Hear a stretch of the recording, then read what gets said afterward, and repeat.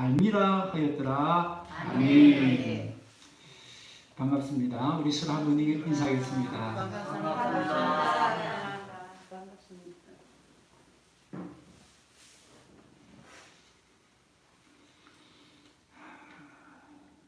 여러분, 우리가 먹는 양식은 우리가 살기 위해서 또 우리의 기쁨과 만족을 위해서 꼭 필요한 자원입니다.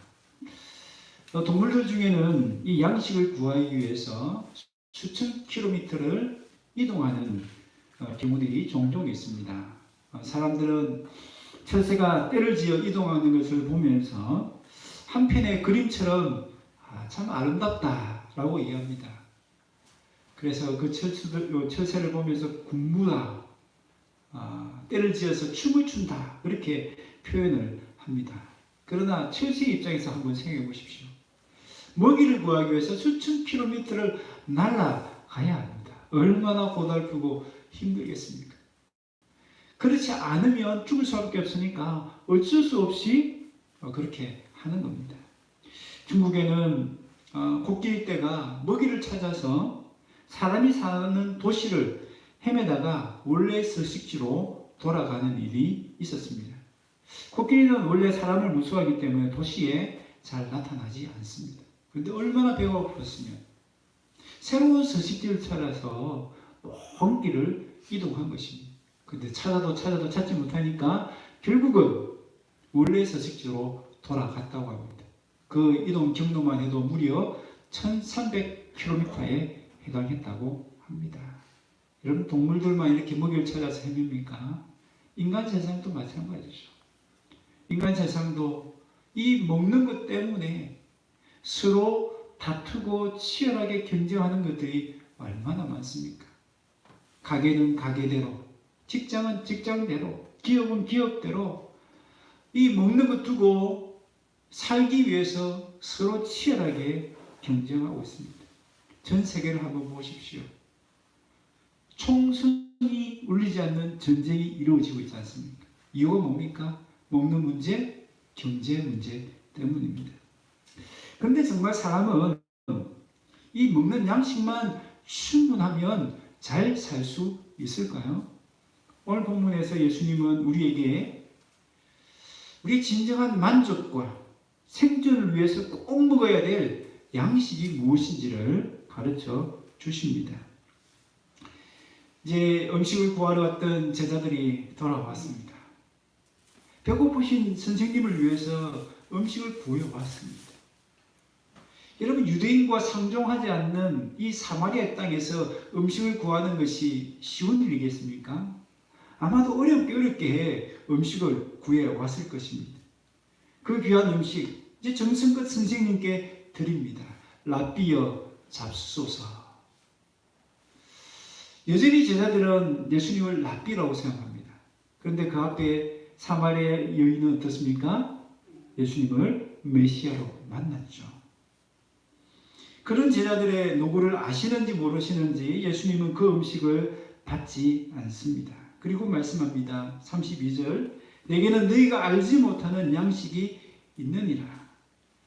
예수님은 제자들이 가져온 음식보다 더 귀한 양식을 이미 먹어서 배부르다고 말씀하십니다.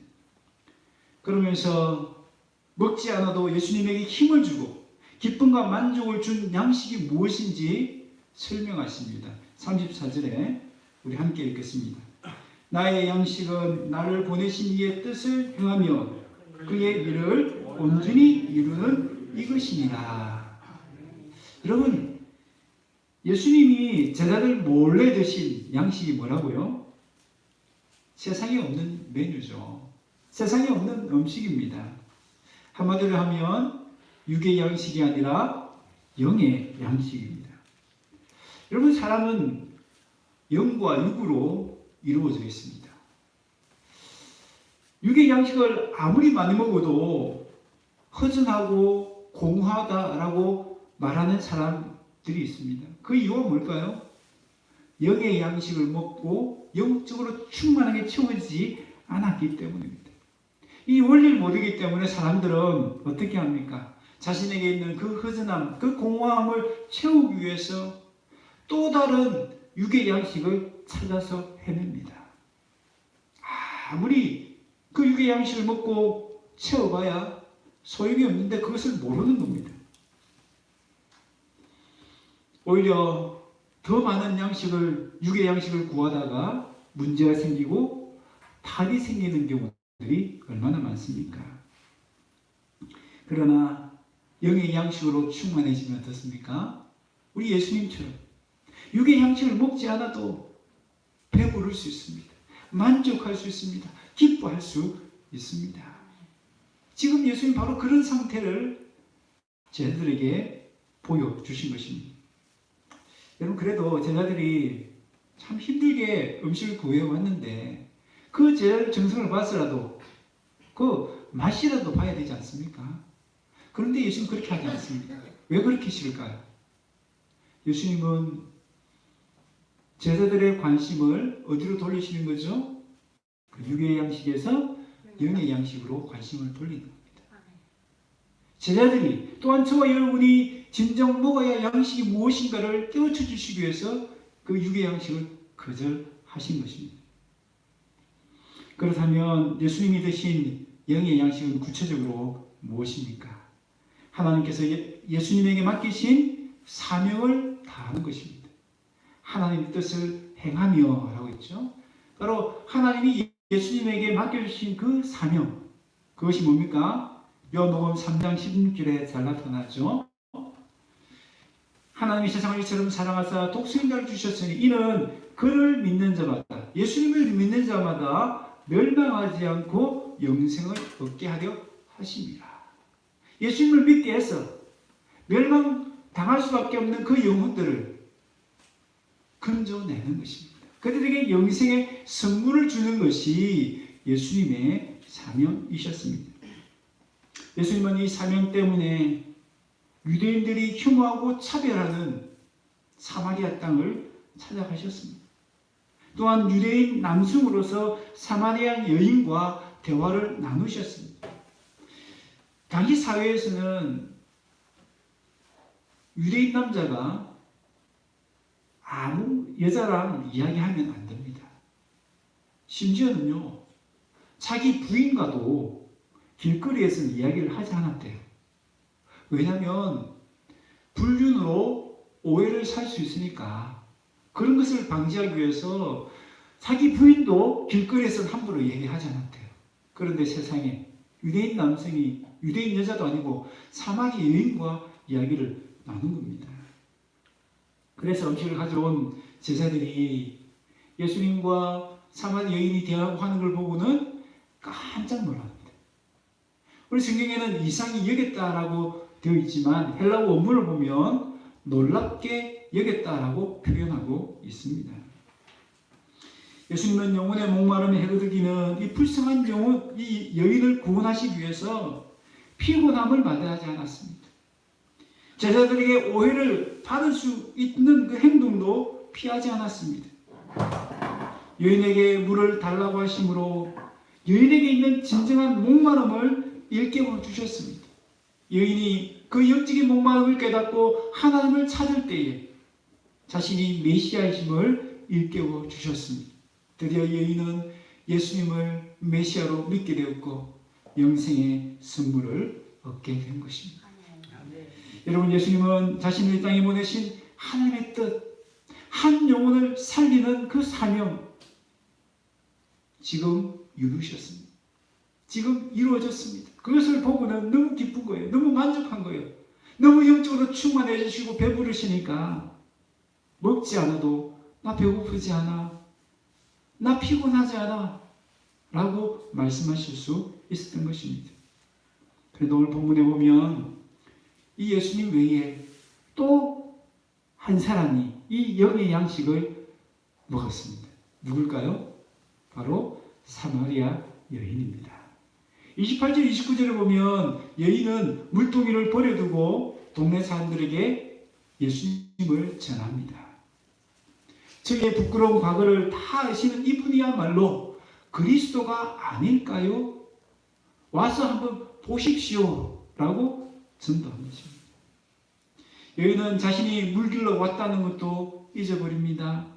영의 목마름이 해결되고 나니까 육의 목마름은 더 이상 문제가 되지 않았던 것입니다.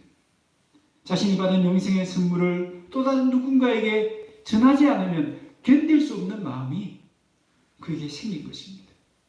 어쩌면 이것은 사도 바울이 말한 빚진 자의 마음인지도 모릅니다.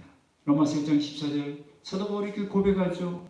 헬라인이나 야만인이나 지혜 있는 자나 어리석은 자에게 다 내가 빚진 자라. 죄인으로서 하나님의 구원의 은혜를 입은 것이 얼마나 감사한지. 그 은혜를 받으니까 그 은혜를 받지 못한 사람들에게 빚진 자의 마음을 가지게 되었다는 것입니다. 이 여인의 진심이 통했을까요? 사람들이 전혀 예상 밖의 반응을 보입니다. 이 여인은 어떻습니까? 이 동네에서는 아무런 영향력이 없는 사람입니다. 이 여인의 말을 들을 사람이 없는 그런 정도로 좀 부끄럽고 좀 그 정도로 천한 여인으로 취급당했던 여인입니다. 뿐만 아니라 이 여인이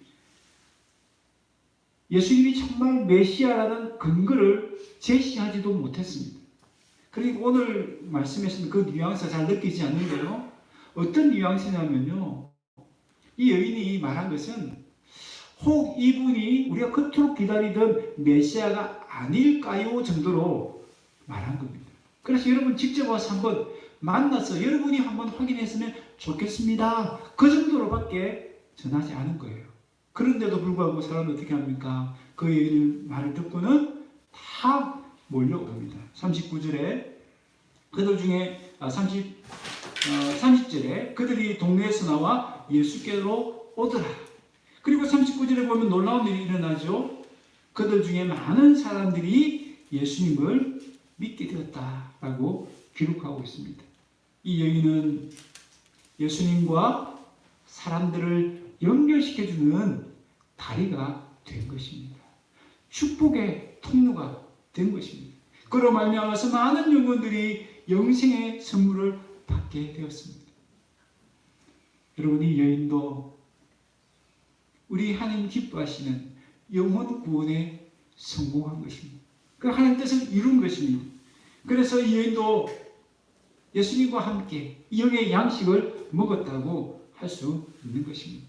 그러나 그때 제자들은 무엇을 하고 있습니까? 31절 그 사이라는 게 뭐죠? 바로 여인이 동네에 들어가서 열심히 전도할 때를 얘기합니다. 이 여인이 열심히 영의 양식을 먹고 있을 때를 말합니다. 그때에 제자들은 육의 양식을 정성껏 선생님께 드립니다. 어떻게 하면 우리 선생님을 기쁘게 드릴 수 있을까? 그런 마음을 가지고 정성껏 음식을 대접했습니다. 물론 육의 양식을 대접하는 이 제자의 마음도 참 귀하지요. 그러나 이 음식은 예수님이 원하시는 양식일까요? 예수님이 원하시는 메뉴일까요? 아닙니다. 예수님은 제자들의 음식을 거절하시면서 자신의 양식이 무엇인지를 소개합니다. 또한 제자들도 먹어야 될 양식이 무엇인지를 가르쳐 주십니다.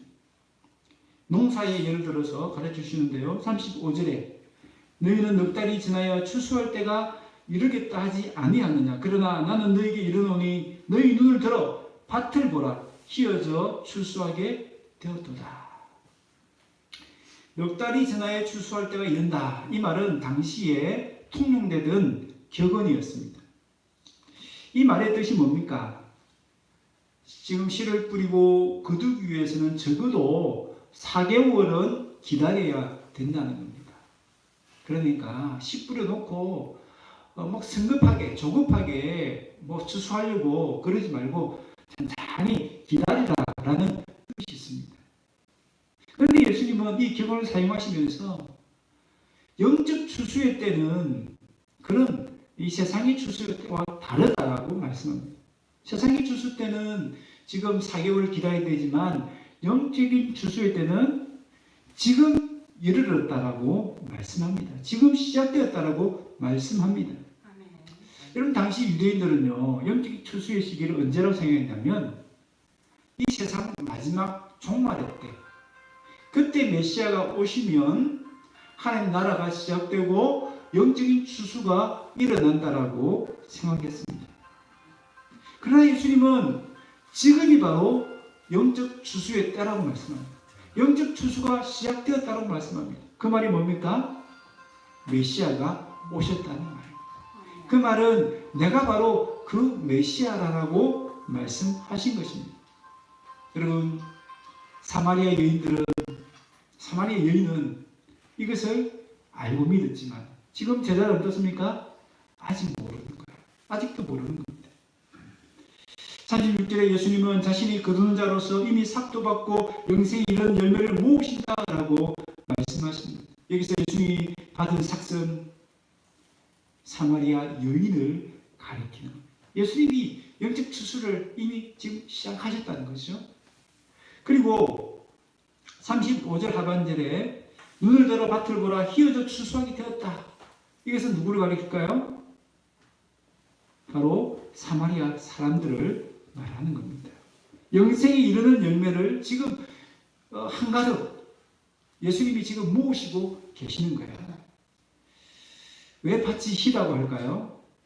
그것은 당시 사마리아 사람들이 흰 옷을 많이 입고 있었대요. 그러니까 흰 옷 입은 많은 사람이 몰려오니까 추수할 밭을 휘어져 추수했다라고 추수할 밭이라고 그렇게 표현을 하신 것입니다. 여러분, 영적인 추수는 누군가가 씨를 뿌리는 수고를 해야 합니다. 뿌리는 자가 있어야 거둘 수가 있습니다. 그런데요, 요한복음 4장 16절에 피곤하여라는 이 헬라어는요, 힘써 일하다, 수고하다라는 뜻도 가지고 있습니다. 예수님이 4장 6절에 피곤했다 그 말은요, 영적인 추수를 위해서 힘써 일했다라고 바꾸어서 말할 수도 있습니다. 그렇죠? 그 사마리아 땅까지 피곤함을 무릅쓰고 영혼 추수를 위해서 힘써서 일하시면서 그곳으로 가신 것입니다. 예수님은 이 사마리아 여인을 구원하시기 위해서 복음의 씨를 뿌리는 수고를 하셨습니다. 그리고 예수님이 마지막으로 수고하신 것이 뭡니까? 그것이 바로 십자가 아닙니까? 성경은 예수님이 십자가에 죽으신 것을 씨 뿌림에 비유했습니다. 요한복음 12장 24절을 보면 내가 진실로 너에게 이르노니 한 알의 밀이 땅에 떨어져 죽지 않으면 한 알 그대로 있고 죽으면 많은 열매를 맺느니라. 여기서 죽으면 했던 이 씨 뿌림이 누굽니까? 바로 예수님의 죽음을 이야기하는 겁니다. 예수님이 땅에 뿌려져 죽는 씨처럼 십자가에서 죽으셨다는 것입니다. 그를 통해서 많은 열매를 거두게 되었다라고 말씀합니다. 그러면서 예수님이 십자가에 죽으심으로 맺게 된 이 열매를 누가 거두어야 된다라고 말씀하죠. 38절 내가 너희로 노력하지 아니한 것을 그들로 보내었노니 다른 사람들은 노력하였고 너희는 그들이 노력한 것에 참여하였느니라. 이 노력이라는 단어도요, 4장 6절에 나오는 피곤하여와 같은 뜻입니다. 그러니까 수고라는 뜻도 같이 포함되어 있는 거죠. 예수님의 십자가 죽음을 얘기하는 것입니다. 다른 사람이 수고했다, 노력했다는 말이 뭐예요? 바로 구약의 선자들이 말씀의 씨앗을 뿌린 그 수고, 그 노력을 말하는 것입니다. 뿐만 아니라 예수님이 십자가에서 죽으시는 그 수고, 그 노력을 의미하는 것입니다. 우리가 전도와 영혼을 추수하는 것은 무엇입니까? 바로 그 노력에 그저 참여하는 것입니다. 그래서 우리가 숟가락 하나 올려놓는 것입니다. 하나님이 다 이루신 것에 그냥 우리는 그냥 도구로 쓰임 받는 것 뿐입니다. 지금은 언제라고요? 영적인 추수의 때라는 겁니다. 예수님의 오심으로 영적인 추수의 때가 시작되었고 지금 한참 진행 중에 있고 예수님 오실 때까지 계속해서 영적인 추수의 때가 이루어질 것입니다.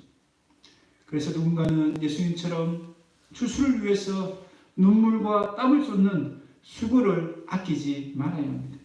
그런 다음에 누구는 열매를 거두는 기쁨과 영광을 맛볼 수 있습니다. 여러분, 그렇다고 거두는 사람만 즐거운 것이 아니라고 말씀합니다. 오늘 본문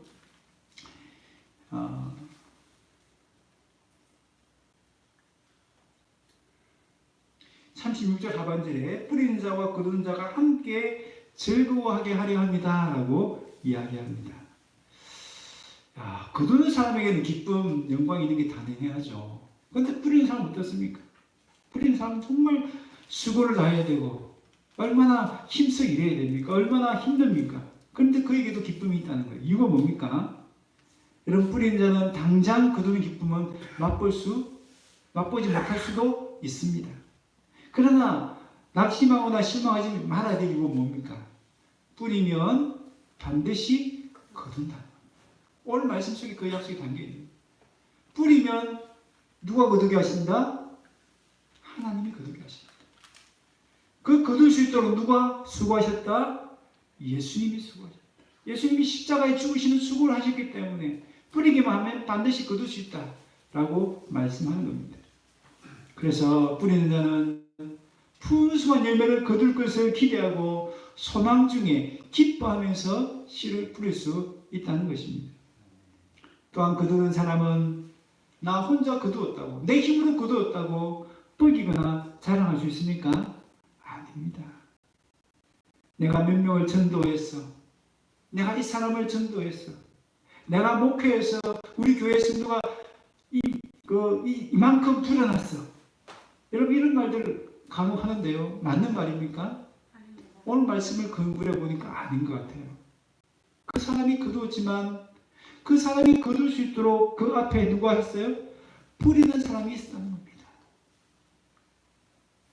다른 사람들, 구약의 선지자들 뿐만 아니라 예수님이 그렇게 하셨고 뿐만 아니라 이름도 빛도 없는 많은 사람들이 수고와 헌신의 눈물과 땀을 흘렸기 때문에 지금 거둘 수 있는 겁니다. 우리 부림교회도 마찬가지죠. 최재영 목사님이 눈물과 땀으로 씨를 뿌렸기 때문에, 수고를 했기 때문에 오늘 부림교회가 있는 것입니다. 최재영 목사님뿐만 아니라 이름도 빛도 없는 많은 사람들의 그 수고와 헌신이 있었기 때문에 오늘 부림교회가 있는 것입니다. 부림교회가 개척되었을 때는 아무리 눈을 들어봐도 오늘 성경에 나온 것처럼 휘어져 추수하는 밭으로 보이지 않았을 것입니다. 제가 듣기로도 3년간은 아무런 영적인 추수가 일어나지 않았다고 했습니다. 그러나 3년이 지나고 때가 되니까 그때부터 한 영혼 한 영혼 영적인 추수가 이루어지게 되었다라고 제가 들었습니다. 하나님 오늘도 우리에게 눈을 들어 밭을 보라고 말씀합니다. 여러분, 눈을 들어 밭을 보십시오. 우리의 눈, 육신의 눈으로는 안 보일 겁니다. 그러나 영의 눈을 환히 열어보면 장차 추수할 많은 영혼들이 보이게 될 것입니다. 여러분, 우리 그 영적인 추수를 위해서 오늘 우리는 무엇을 해야 됩니까? 뿌리는 사명, 거두는 사명을 다 해야 될 줄로 믿습니다. 예수님의 양식은 한마디로 얘기하면 영혼을 살리는 것입니다. 영혼을 구원하는 것입니다. 그러면 어떻게 예수님은 영혼을 살리셨습니까? 어떻게 전도하셨습니까? 전도 행사나 이벤트나 프로그램으로 그렇게 하셨습니까? 아닙니다. 십자가에서 죽으시는 사랑으로 하셨습니다. 여러분, 34절 하반절에 온전히 이루다라는 이 말은요, 예수님께서 십자가상에서 마지막 말씀 하셨잖아요. 10가지 말씀하셨는데 그 중에 한 말씀입니다. 다 이루었다. 다 이루었다는 이 단어와 지금 34절에 나오는 이루었다는 말이 같은 헬라 단어예요.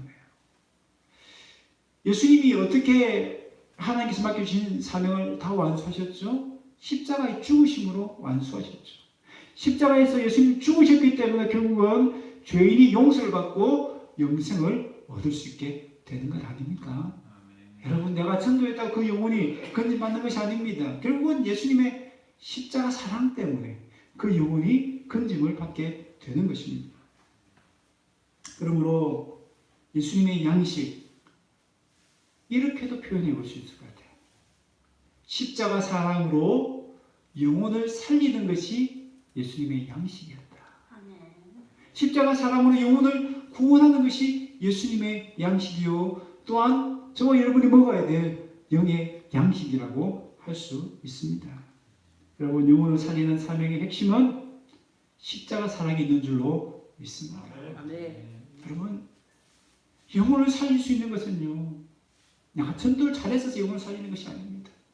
프로그램이 좋아서 영혼을 살릴 수 있는 것이 아닙니다. 내가 정성을 다했기 때문에 영혼을 살릴 수 있는 게 아닙니다. 그 핵심은 십자가 사랑이 있습니다. 그 십자가 사랑으로 그 영혼을 섬길 때에, 그 십자가 사랑으로 그 영혼에게 다가갈 때에 영혼 구원의 역사가 일어나는 줄로 믿습니다. 여러분, 그러므로 예수님이 말씀하신 영의 양식은 그저 전도지 들고 나가서 전도하는 그런 전도 행위가 아닙니다. 전도해야 될 그 영혼을 정말 불쌍히 있는 십자가 사랑이 있어야 합니다. 그 십자가 사랑으로 그 영혼을 섬기는 것, 그것이 영의 양식이라고 할 수 있습니다. 여러분, 지금은 영적인 추수의 때입니다. 여러분, 그렇다고 우리가 가진 직업 다 버리고 전도사, 목사, 선교사가 되어서 그렇게 해야만 영적인 추수를 할 수 있습니까? 아닙니다. 내가 선 자리에서 십자가 사랑으로 나의 역할을 감당하는 것이 영의 양식을 먹는 것입니다. 가정주부는 가정주부로서, 직장인은 직장인으로서 그곳에서 십자가 사랑으로 그곳에 있는 영혼을 잘 섬기는 것이 바로 영의 양식이라고 할 수 있습니다.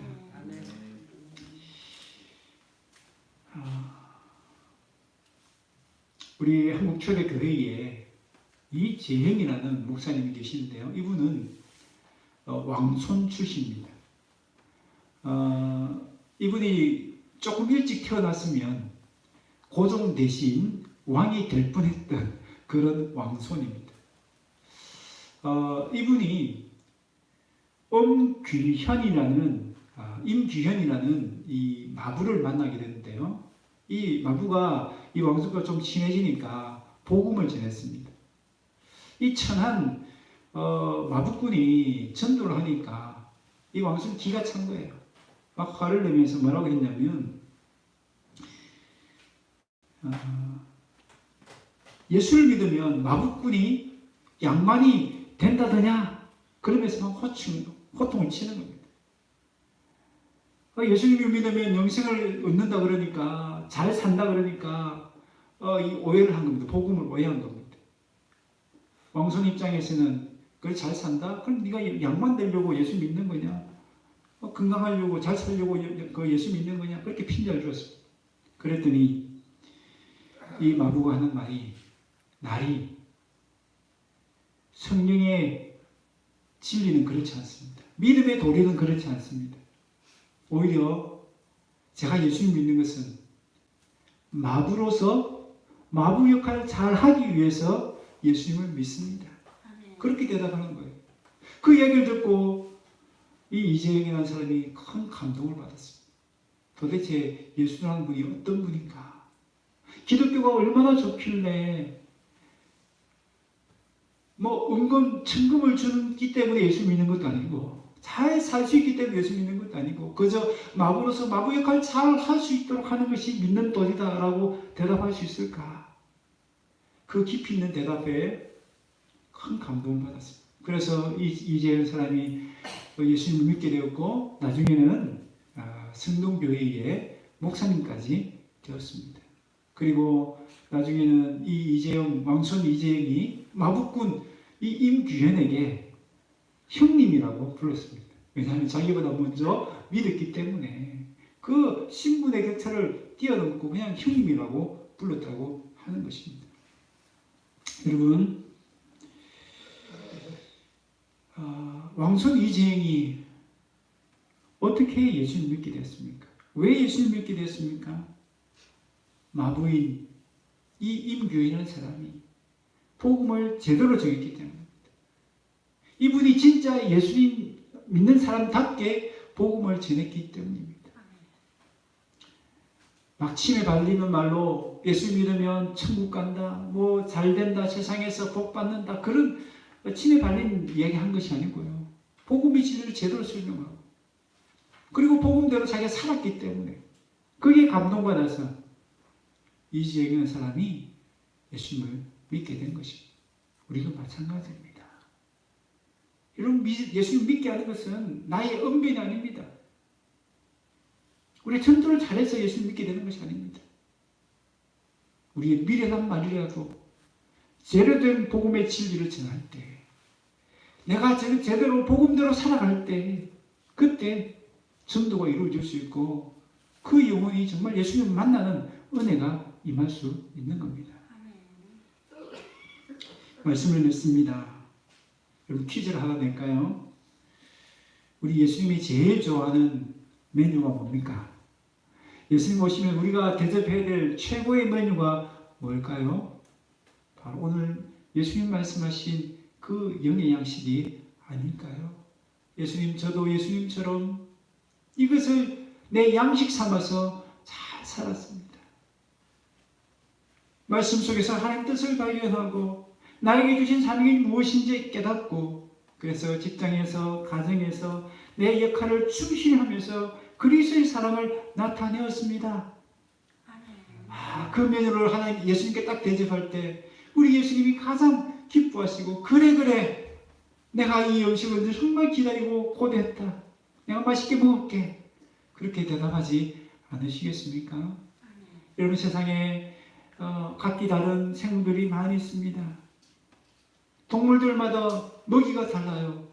초식동물은 풀을 먹고 육식동물은 고기를 먹습니다. 물고기도 종류들마다 먹는 것이 다 다릅니다.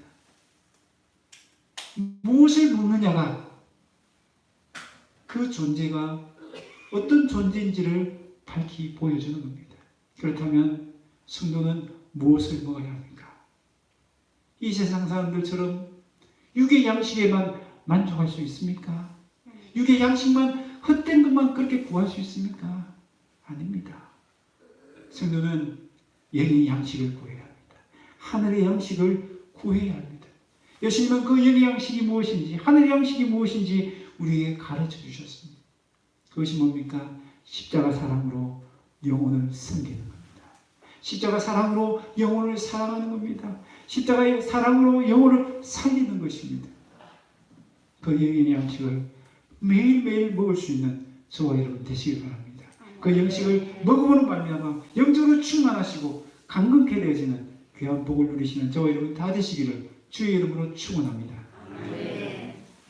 우리 시간 이 말씀을 생각하면서 같이 한번 기도하십시다. 물론 육의 양식도 우리 꼭